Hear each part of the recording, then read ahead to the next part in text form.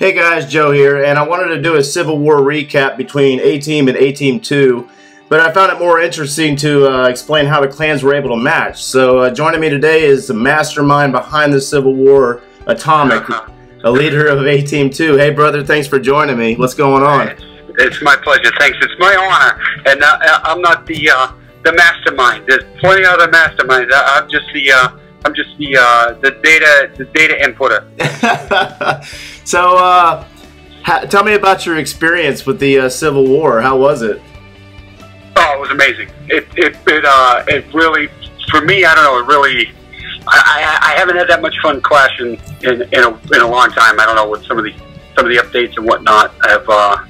You know, the cook time of the armies and the town halls all inside. It's kind of felt a little stale, and we've matched many times in the past, but we hadn't been able to match for so long. It was really nice to get it right this time, and everybody from both clans seemed like really fired up and involved. It was a smaller war, but you know, everybody seemed to have a blast. Oh yeah, it was definitely the first time that I was on the edge of my seat for a clan war.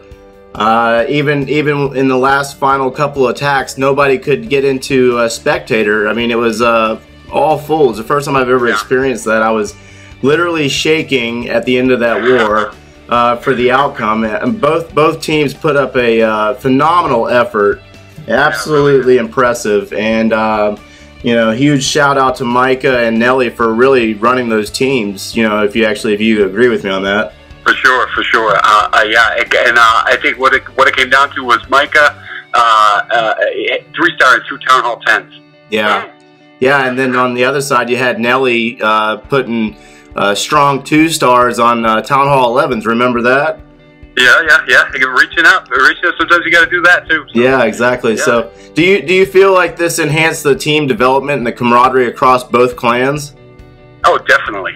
There's still you know, half a dozen people in the Civil War chat that we had. You know, that was the 2 teams combined. All right. So, given our limited knowledge on the war matchmaking system, how important is both the offensive and defensive weights in this? To me, it was crucial.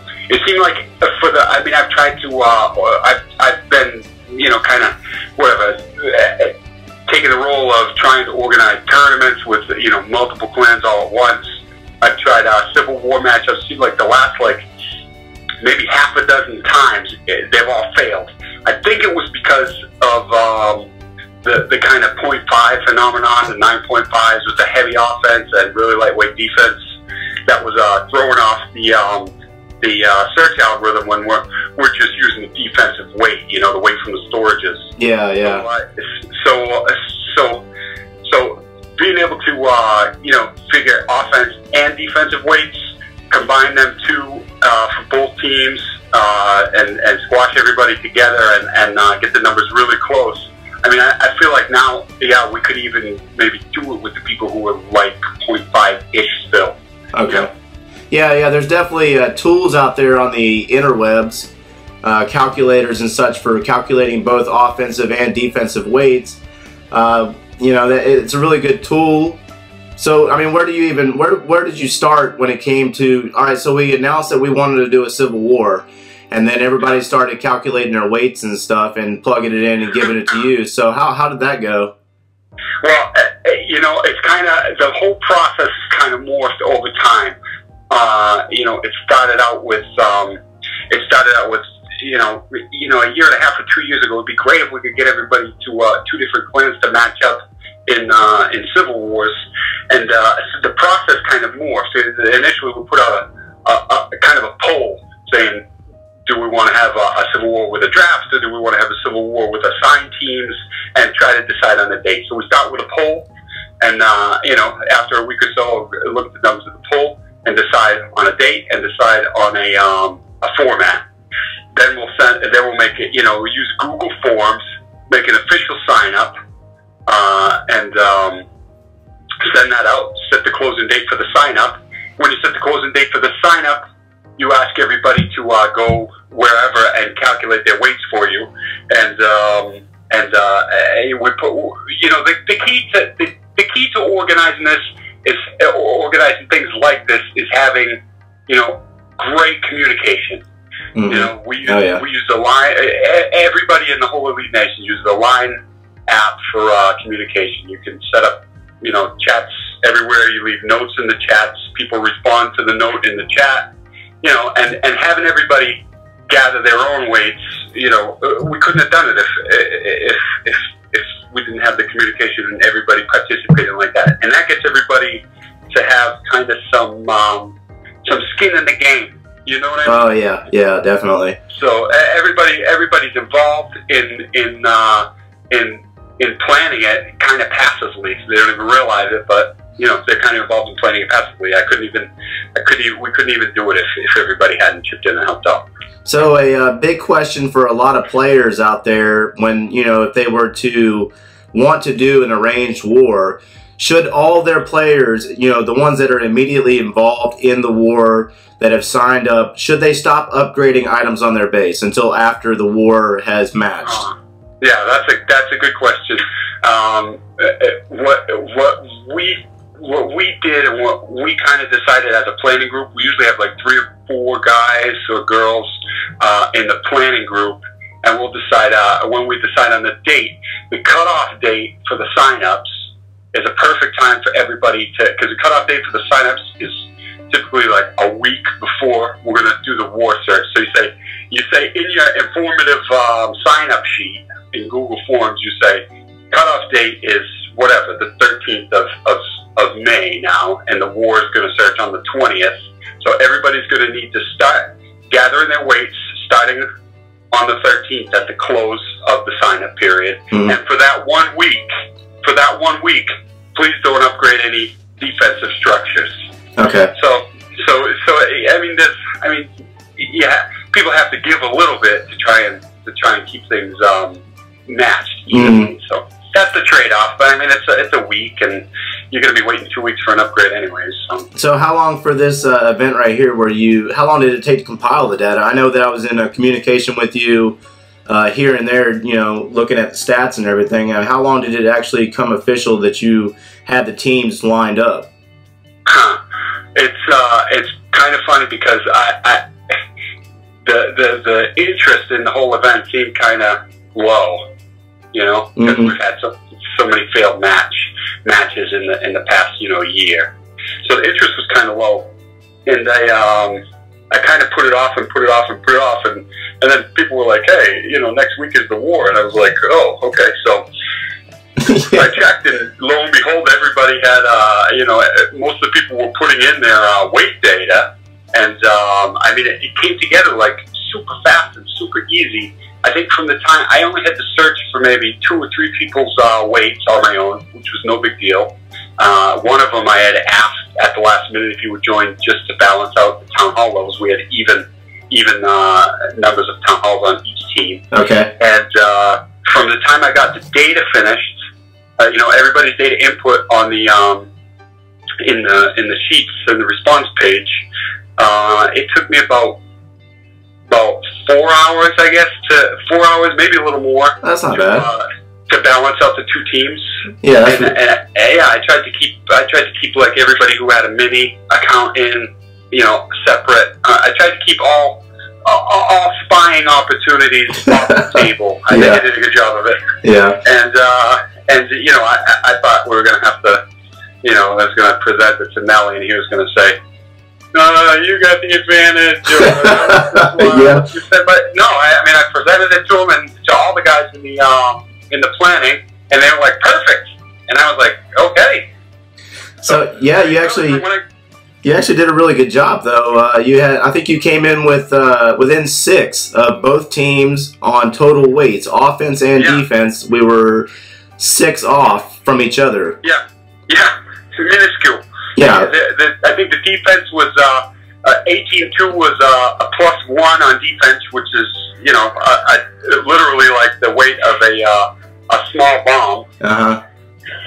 Small bomb level. Sorry, that's a trash truck going by. And on offense, I think we were within 5. I think we were 5 over 18. So whatever. I guess we had the advantage, but So you would agree that it has to be, in order to make this happen, it has to be equal number of town halls, and they both have to be relatively close in offensive and defensive weights across the map. Agreed with that. I'm not sure about that. It has to be even number of town halls. I mean, I think at the top of the map you want to have an even town hall 11s and 10s. From Ashlane's video, he said after the updates, he said, that the top of the map is more taken into consideration matchmaking than the bottom of the map. Oh yeah, yeah. So I don't know if you have to have exactly even, but you definitely want to get the offensive and defensive weights as close as you can. Mm-hmm. Yeah. So the next setup we do will be a little more challenged, because I know we're going to have more participation, and things are going to be probably a little bit more skewed than it was this time, because there's just going to be more participation. So a lot of folks out there. A lot of folks out there are saying that this would be more luck than, accuracy.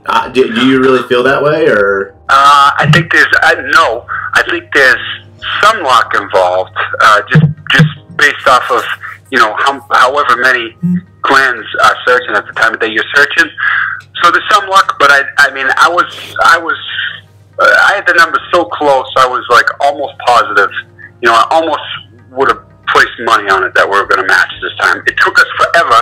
I think it took us like 40 minutes to match. Mm-hmm. Yeah. And I think that might have had to, how Ashlane said there was check marks that the algorithm goes through for each clan, and I think it was waiting on that last check mark because I think 18 had been on a pretty long winning streak. Yeah. Yeah. And I think he said that was one of the check marks. So I'm guessing that might have had something to do with why we took so long to match.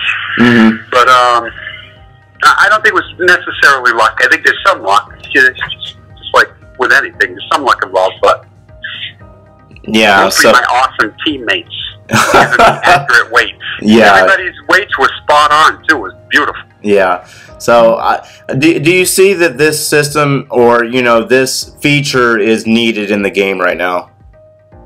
Oh man, if they put something in like this, yeah, it would be amazing if we could match up kind of.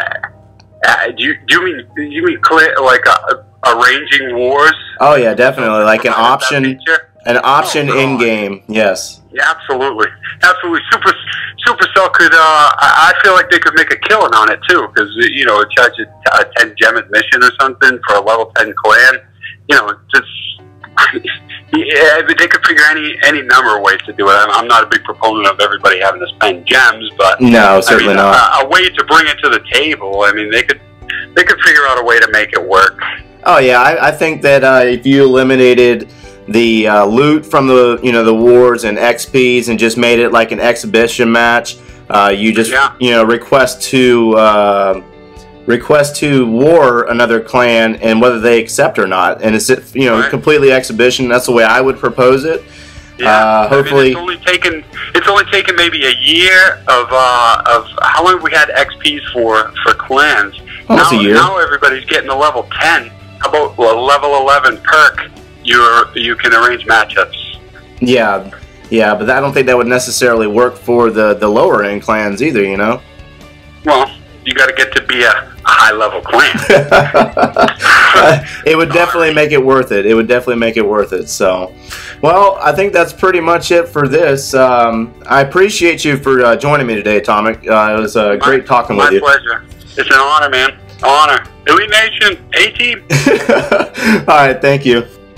Hey guys, Joe here, and if you made it to this part of the video, thank you. Be sure to follow me on Twitter.